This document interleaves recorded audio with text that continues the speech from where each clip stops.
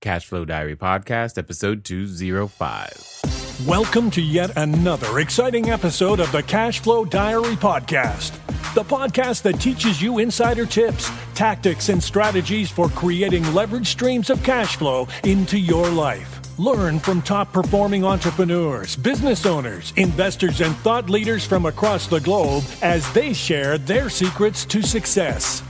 Like what you learn on this and other Cashflow Diary podcast episodes?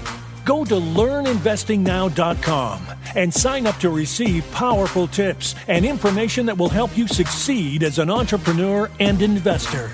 Now, here's your host, investor, entrepreneur, business owner, educator, speaker, author, and master facilitator of Robert Kiyosaki's cash flow game, Jay Massey. All right, ladies and gentlemen, welcome to another episode of the Cashflow Diary Podcast. And as you know, I'm your host, Jay Massey, and we've been talking to individuals who have been going out there doing some imaginary things, right? You've been going, wow, how on earth does all of these people exist? I mean, you're striving to get to $100,000 a year, and here is yet another person who's been able to do this in a 30-day period. You're like, wow, that sounds absolutely wonderful. Well, I think today's guest is going to be a little bit of a different story for some of you, and you'll be able to glean even more insight of what it's going to take for you to take your business and, most importantly, know when to pivot to the correct business models to make things work. So I know you've been enjoying them. I know you've been thinking about, man, there's so many things that they have in common. We'll see if we can't find some differences, but I'm almost willing to bet that today's guest, Mike Schmidt, is going to say some very similar things that you've heard before. What's really cool is that he's taking time out of his day while he's still expecting the birth of his son. So keep this in mind. He could be a little frazzled and called away at the last minute to go to the hospital, but I think we'll make it through this interview. Mike, are you there? I sure am. How you doing, Jay? So far, so good. So far, so good. Glad to have you. Now, as a first-time guest on the show, what if you could, for us, please, give us a little bit of the background and history of some of the things that you've done and do that led to the first time you ever did $100,000 in a month. Sure. Well, so I own a website design and internet marketing company based in Tucson, Arizona, and we've got a team here of 20 people full-time in office that help build web solutions and internet marketing projects for a lot of different clients, mostly locally to Southern Arizona, but we have clients across the U.S. And we started our life not so different from a lot of web design companies that are out there creating a lot of different really cool web projects for people. And I started the company about 6 months or so before I graduated from the University of Arizona. And so at that time, I had a lot of support from my dad, who was happy to see me in business and happy to get a pathway for me to be off of his payroll. And to say that I've done that would be an understatement. We've done a lot of really cool things in building a business, but at this point we've built over 1,000 websites. So in that time period, we've really honed in on those skills. And one of the things that's been really key to our success is the step-by-step process that we've created. And it's really about transparency and education of our clients so that way they can get the best result. And also we can apply the learnings of doing this over 1,000 times to each of the clients that come through this here. And, it wasn't all that long ago that we really looked at our model and said, hey, things are going well, but could it be better? And that's led to us developing a new business model that's kind of changes the way a lot of web design companies do things. That has allowed us to build a lot of recurring revenue opportunities in our business, and which is why I'm here talking to you today, is bringing more than $100,000 a month in recurring revenue for us. Right now, we're at just about $115,000 a month. So while there's a lot of people struggling, as you mentioned, to make $100,000 in a year, and there's been a lot of people who are now doing that $100,000 in a month, we can. I'm very proud to say that we are doing that on a monthly basis which is a way different picture than it was just a few years ago. Well, and that's the thing that I like. Many of the other individuals, the idea of doing $100,000 in a month, most people are automatically going to default to things like real estate, or you did it 1 month but you can't do it the next month, and very few are thinking about the possibilities of how could I do a business myself that reaches that level of revenue on a monthly basis in a recurring fashion, and it not be real estate. So you've managed to do that in a space where not only is it recurring, but that's not the traditional business model.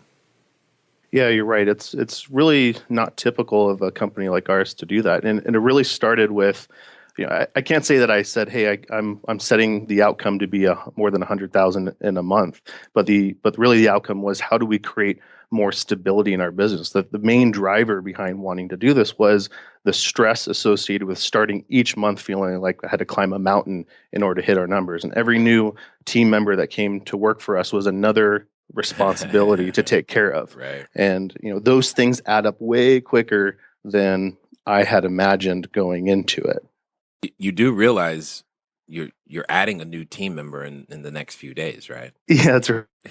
We're watching the clock, and be very happy to welcome him to the team. So yeah, and that team member, he can't be fired, and he will cost more than the others for a long, long time, way before he contributes any revenue to the system. That's true.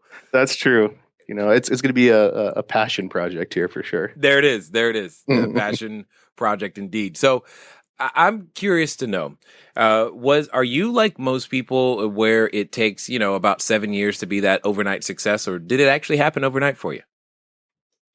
Yeah, it's definitely not been an overnight success, and it's been we've been in business since 2003. So, we're working on 13 years here, and, while I would consider what we've done a huge success, I'm certainly not where I want to be yet. I've got much bigger aspirations to continue to build what we've got here. So, that's going to take some more time, and it's been a lot of iteration and a lot of learnings, and a lot of failures, and a lot of just assessment of what we could do differently in order to get closer to that outcome. So since you bring up the concept of subject of failures, what would you consider them necessary in terms of being able to achieve it? Could you have achieved this without any failures? Because I've seen many people take time and weeks and months and sometimes years trying to perfect all of their processes without even getting started, because they want to know, well, what happens on the third Tuesday of a blue moon if this happens, and how am I going to respond? And I need to know before I get started.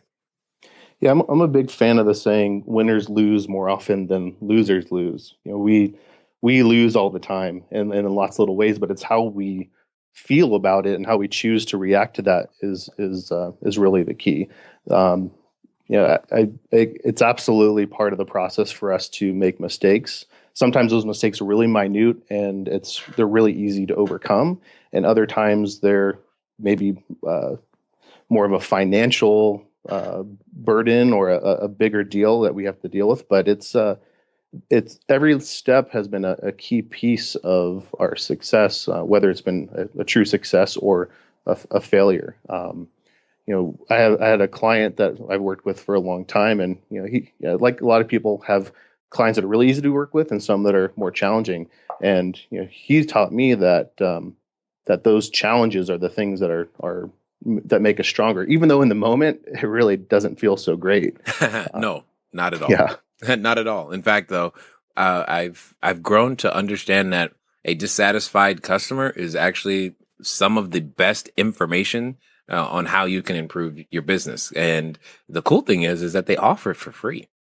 That's true. And just because they're dissatisfied, doesn't mean that you have to fix the dissatisfaction. It just means you have to acknowledge it and decide how to move forward. Because sometimes it's helpful in fixing that for that client. Other times it shines a light into what might be wrong about a process or something internal or assumptions that I might be making that need to change as well. So there's really a lot of different levels to client feedback, especially ones that might not be as fun to hear, because it's more than just surface level. I got to do everything to make this person happy.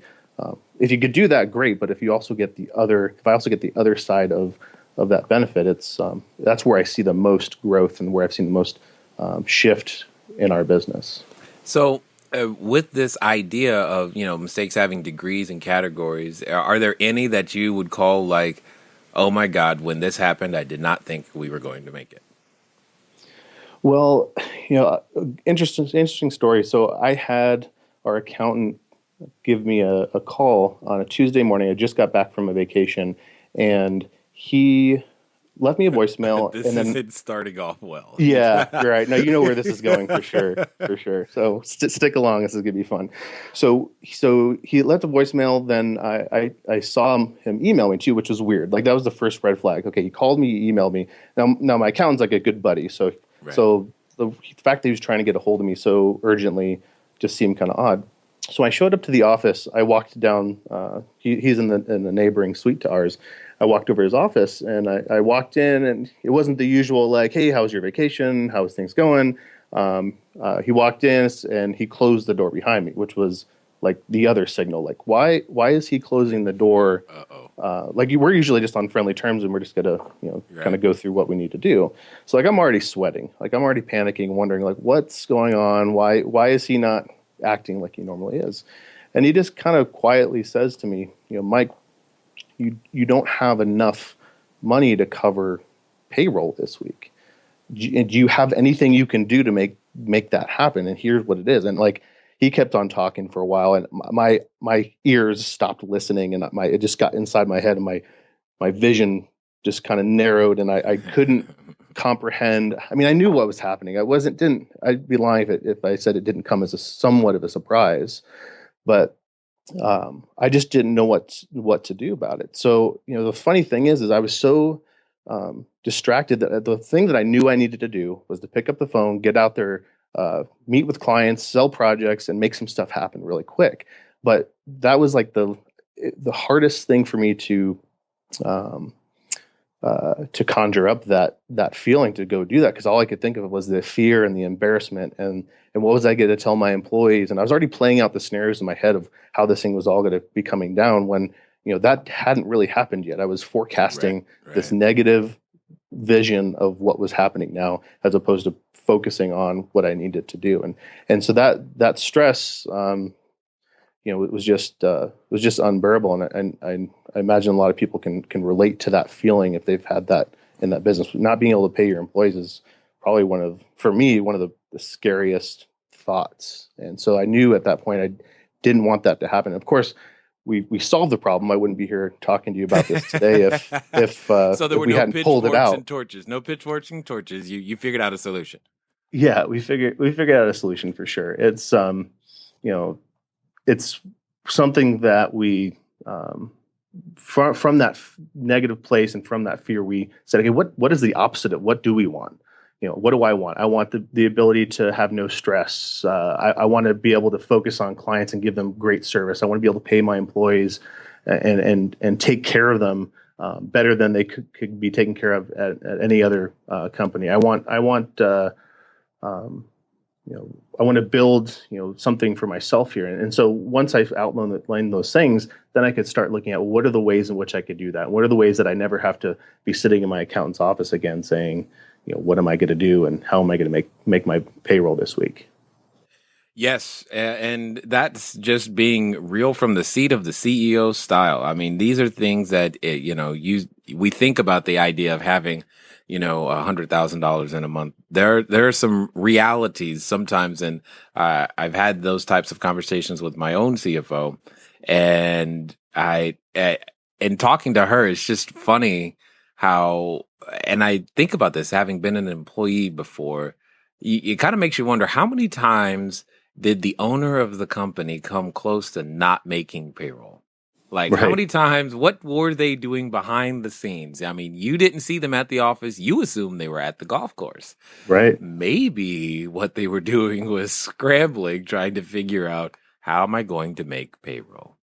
Right. And that's just a funny thought in and of itself. But it sounds as though, I mean, by going to this recurring revenue model, that's got to be a thing of the past.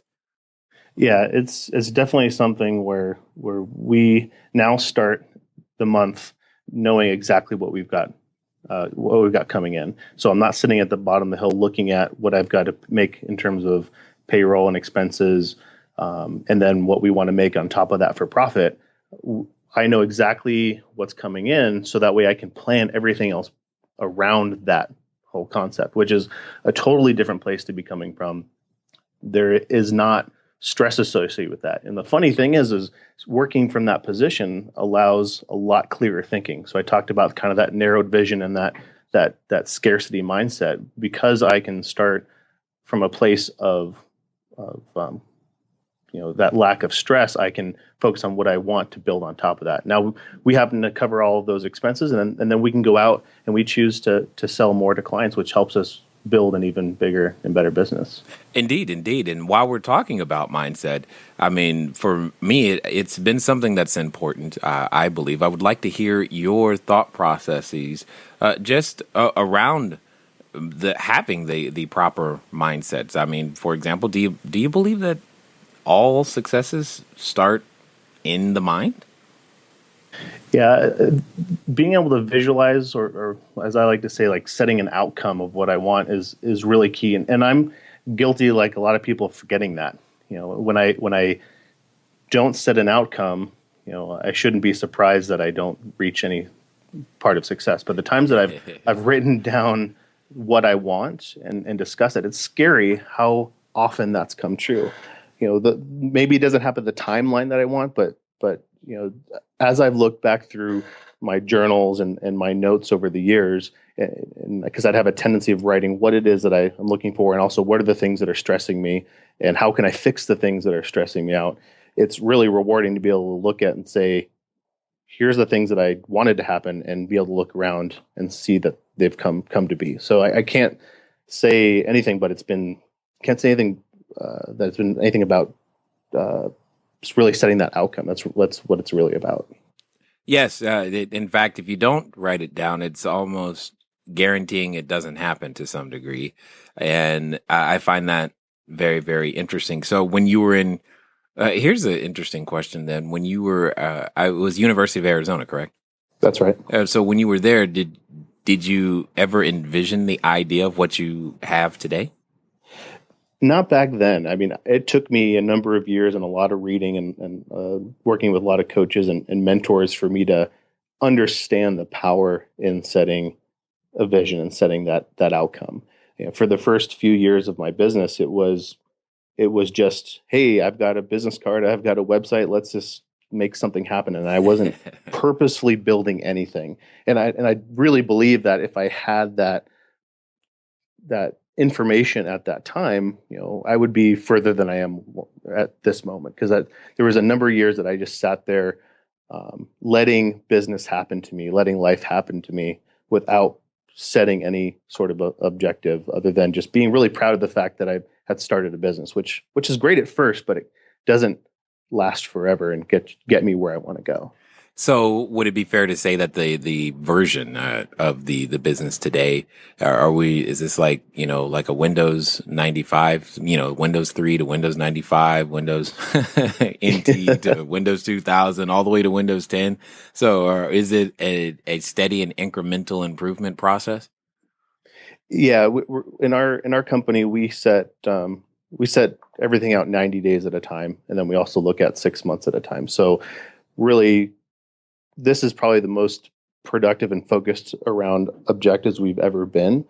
And I've got a really strong leadership team that helps us set that vision and really execute on that. So absolutely, it's continual improvement and really focusing on what it is we need to do today, no matter how small, in order to get us that much closer to what we've identified that we want.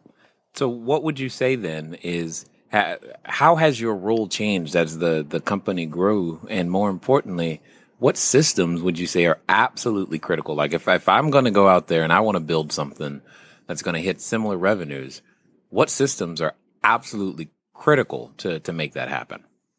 My role has definitely changed. I mean, I was building the websites and cleaning up the floors when I first started. I was employee number one, and everything passed through me. Right. And transition to today, I get to work on a lot of projects that are more strategic in nature. And the reason I get to work on those projects is because of systems, and it's because of the systems that we've created in various aspects of our business. So, as an example, we in the website design side of the house, we have a binder that we use that really helps break down the steps that we take in building a website. And each client gets a copy of that when they work with us, and it helps to not only educate the client about what we're doing, but ensure that our team is following the steps in the same order that they should do each time. And those steps take into consideration the learnings that we've had across all the different projects that we've worked on. And once we have that system, now we can work on how do we tweak the system and allow the team members to run that system. And that's a much different place to be in than doing every project just a little bit differently. Right. And that learning around systems has been applied to lots of different places in our business. And we say to our team members, and especially when they're new, we say, look to the system for the answer. But then we also say, sometimes there isn't a system for something. And so there's that. We need to look at where we can continue to build and grow the systems where they're needed. Well, and okay, that brings a really great question then that I know that if I don't ask you, we're going to get the email for. Okay. How does one take, someone listening right now that maybe they're starting from zero, so to speak. They are currently the chief cook and bottle washer, and they want to begin to build this system so that they can begin to put people in place. How do you do that? How do you actually begin to construct those manuals or SOPs or whatever it is that you guys are using to be able to put those, to document this process? Okay, so have you figured it out yet that this is going to keep going all month long? We are bringing to you individuals who have managed to do $100,000 in a 30-day period, and I'm doing my best to find as many different people as we possibly can. Here's the point. The point is, I hope you're taking notes. I hope you're figuring out the processes, the things that they have in common, and most importantly, you are beginning to build your own roadmap. And well, speaking of roadmaps, if you'd like, you can send a text message. Text the word book to 72,000. That's 72000. Again, text the word book to 72,000, and I will give you my road map. It's called Cash Flow Diary, 10 Steps to Creating Wealth in Any Economy. That'll give you a lot of the basic business principles that you could use right now to go out there and build your business. For those of you outside of the U.S., feel free to go over to cashflowdiary.com/free book, cashflowdiary.com/free book.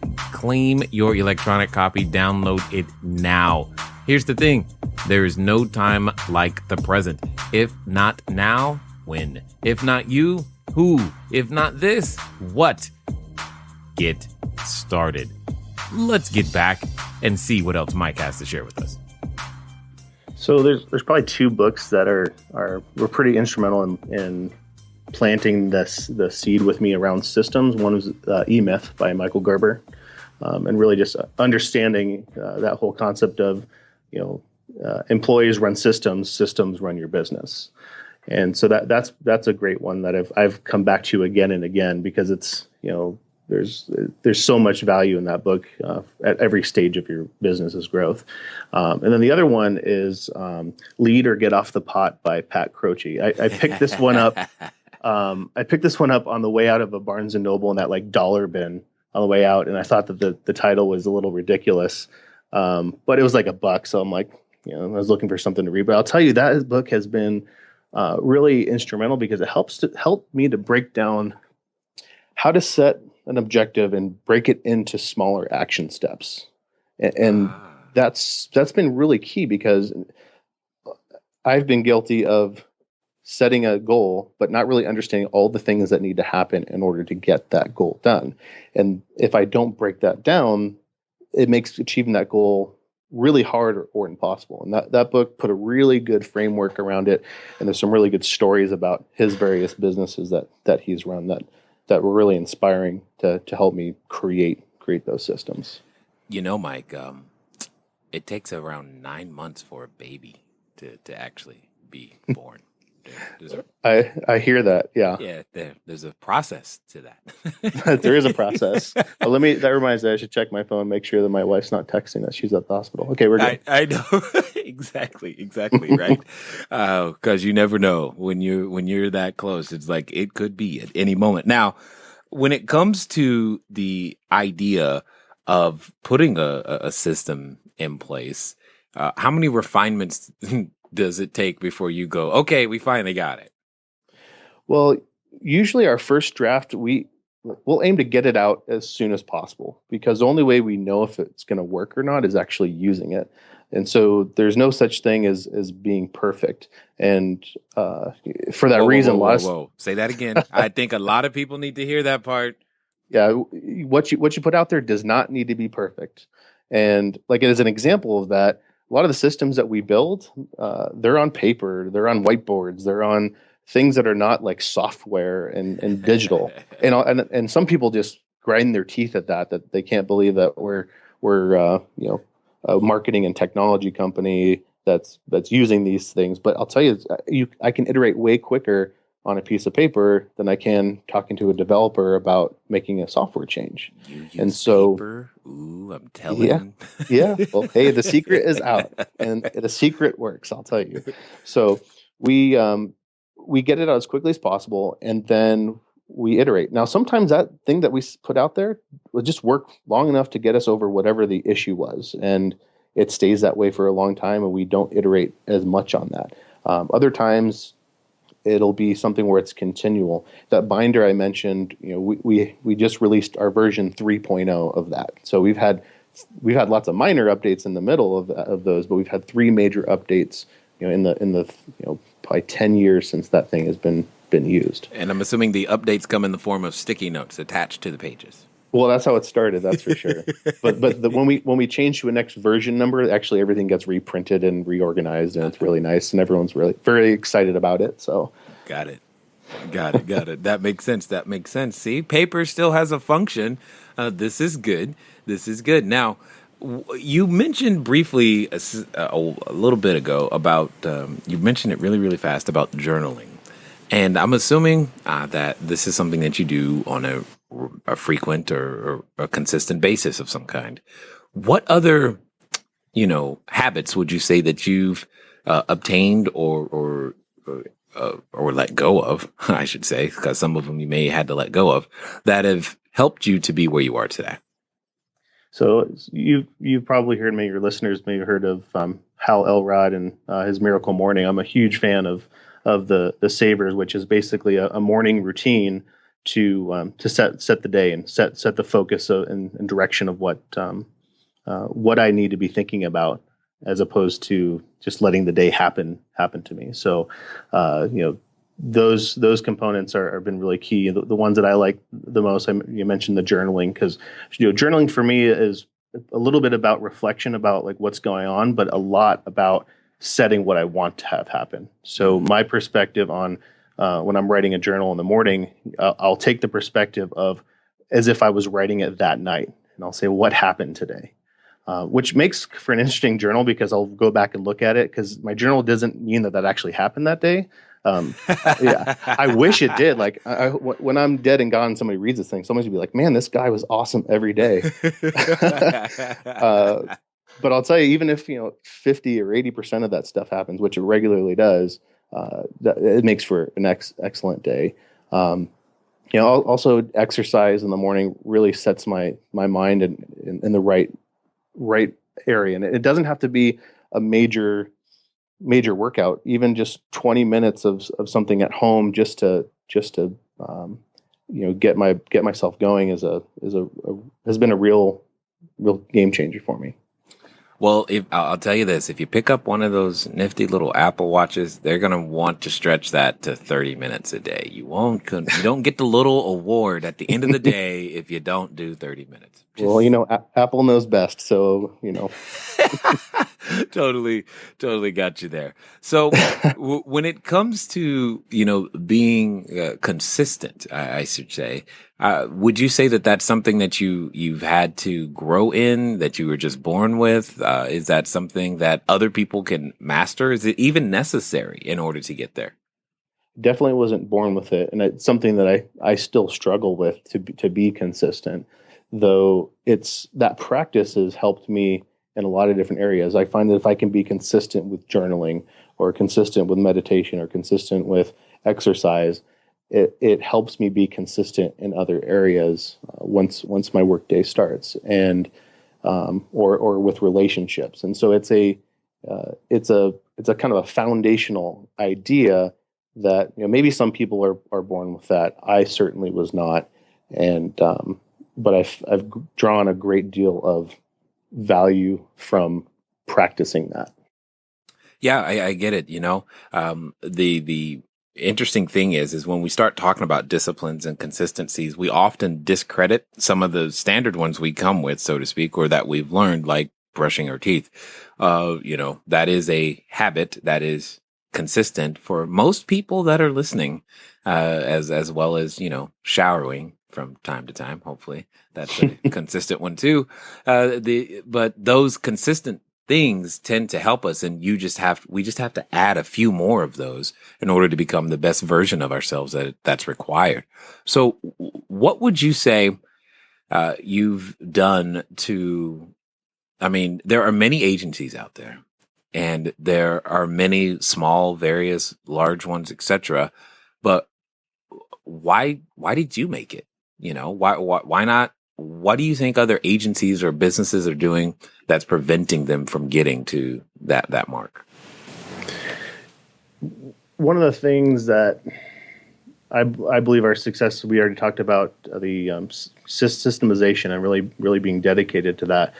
But another piece is really understanding what we're good at and what we can focus on, and not be distracted by all the other stuff that we could do. Now, in our space, we occupy, a kind of a focus on building websites and doing internet marketing. But even in that, that means a lot of different things to a lot of different people. So we've narrowed that even further to say, we only work with WordPress websites. Like that is that platform is something that we focus on because we can be really good at, and we've eliminated other things that someone might expect of an agency to do. So, we're not the company that's going to be, designing your logo. We're not going to be doing any, print work for you. We're not, we're not even,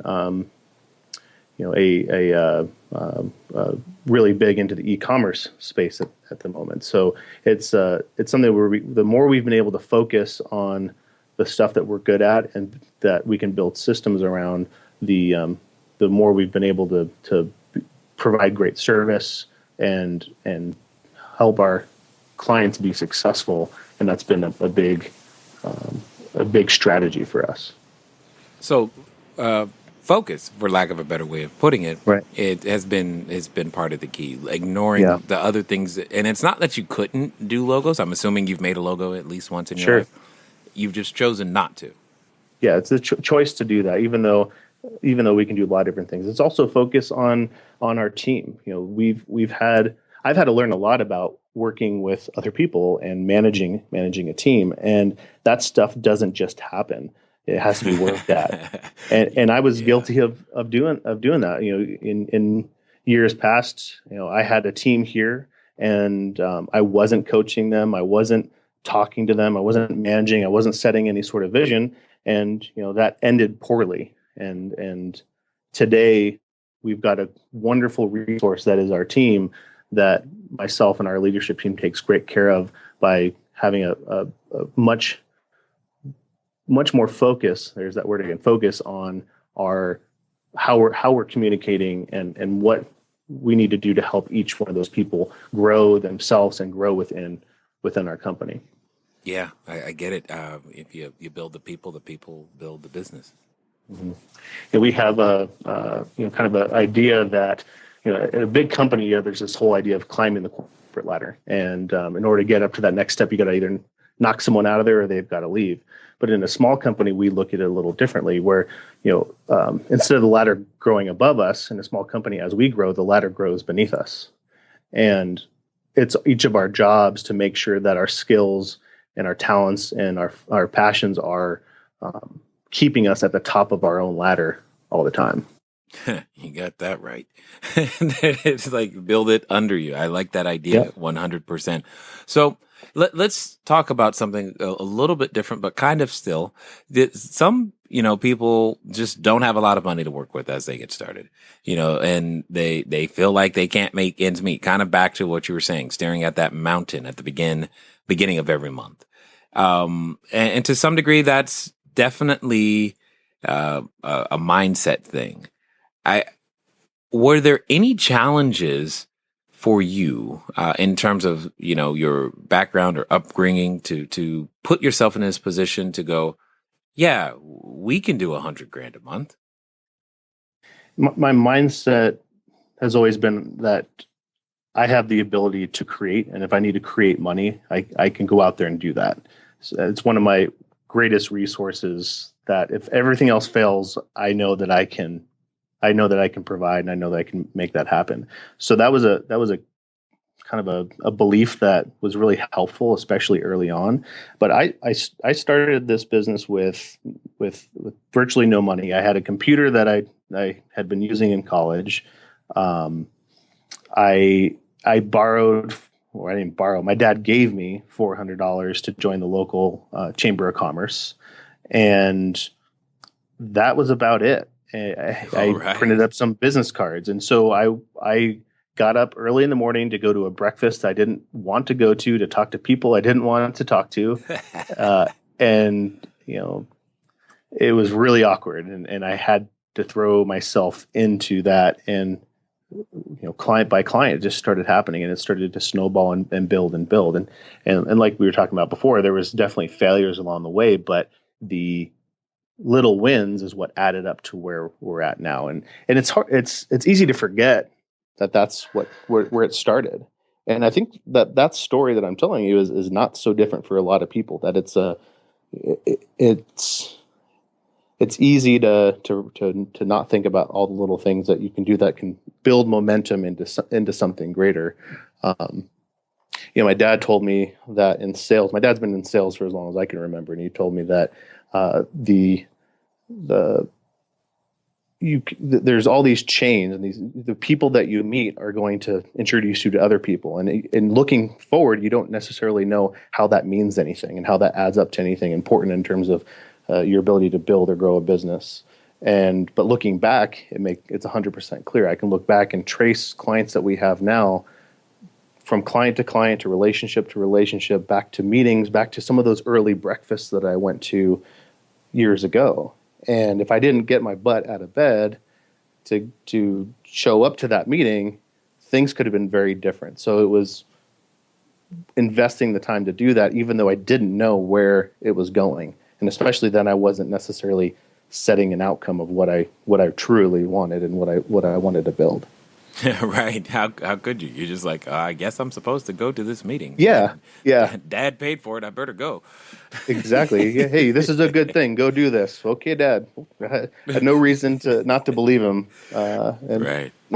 That's awesome. That's awesome right there. Now, for those that are listening, I know that there's some who probably want to begin to figure out, deconstruct, their own business or businesses or just their ideas, and figure out how they can duplicate some of the things that you've done. If they want to track you down or figure out some more, what's the best way for us to do that? Yeah, so we're running a course that we call Agency Mastermind. And so we just wrapped up a 5-week training on exactly what I did to transition from selling one-time fixed bid web projects into selling recurring revenue projects that is now exceeding that $100,000 a month. So what we have is, if you want to go to agencymastermind.com/cashflow, you could have free access to a 5-week training course. So each segment's about an hour in length, and it breaks down and deconstructs exactly what we're doing. And I've got copies of our sales proposals in there. We talk about cash flow strategy. There's some really important things to know about how to transition, because doing this incorrectly could jeopardize your business, could really mess things up. So we've explained all those things. I've got lots of learnings, pricing plans, and there's also a campaign in there that helped us turn one of our worst months into one of our most financially successful. And we repeat that campaign every year, and it continues to grow. So a lot of transparency, a lot of things that have helped us are all there. And through there, we've also got a Facebook group if people would like to connect and ask more questions. We're just at the beginning of building something and wanting to give back to people who want to trace some of the paths that we've set. And we're eager to answer questions and engage in continued conversation. Indeed, and I definitely appreciate that. That's very generous of you. Now, as we wrap up here, another question. Occasionally, there are individuals listening who they want to make business happen. They feel really good about it, or maybe they're in the middle of business and something negative is happening to them at this particular moment. Just pretend for a moment that that person is sitting in front of you and it's just you and him or her right now. What would you have to say to them? I would say I would want to remind them or ask them, where are they going and how is this helping or hurting them from getting there? And then outline what are the things that need to change in order to one, overcome the immediate concern, and second, put them on a trajectory for achieving that outcome. It's what you just described is something that happens, once a week around here for me. There's always something that just stops me and says, "Oh, what am I doing? Am I doing the right thing? Is this really happening?" And that's been most helpful for me is thinking about how this adds up into the bigger picture. And 'cause most times, fast forward a few days or a week later, I'm not even thinking about that. And if that's the case, it probably wasn't that big of a deal or something that really should have been stopping me up that much anyway. I get it 100%. 100%. Well, what I do want to do is I want to make sure that you are available to answer that phone, because I know the kid's coming. But most importantly, I want to thank you for taking the time to invest your knowledge and competency here with us and helping us grow at the Cashflow Diary. Thank you, Jay. I really appreciate the opportunity. All right, ladies and gentlemen, you know what time it is. It's time for you to move at the speed of instruction. You've got a number of options in this one, if you think about it. I mean, maybe you should start journaling. Maybe you know what, that book, E-Myth, I probably should actually read that. And or maybe you just like, what, it's time to start documenting and putting some systems in place. You're beginning to hear, I hope, a lot of the same things over and over and over again. The ingredients to be successful, to get to that $100,000 month, it's out there waiting for you. You just have to go out there and grab it. It's been fun talking to you today. I look forward to talking to you soon. Until next time.